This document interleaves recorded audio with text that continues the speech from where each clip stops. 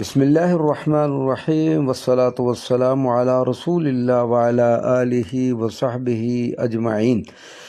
زیارات مقدسہ سرزمین انبیاء و اولیاء و اہل بیت کرام عراق شریف میں حلہ کے ایک مقام پر نبی اللہ حضرت ایوب علیہ السلام کی بارگاہ مقدسہ معطرہ میں حاضری کی سعادت نصیب ہوئی۔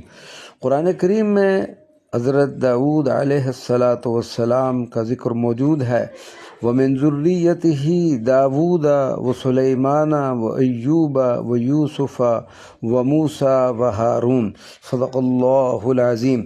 قرآن کریم میں حضرت سیدنا ایوب علیہ السلام کی سخت آزمائش کا ذکر موجود ہے، لیکن تفصیل سے کسی بیماری کا ذکر نہیں کیا گیا۔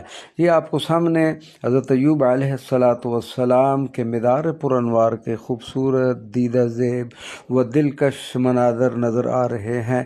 اسی طرح یہاں پر ایک چشمہ ایوب، یہ جو آپ کے سامنے ہے، اس کی زیارت اور اس کا پانی پینے کا بھی ہمیں شرف حاصل ہوا۔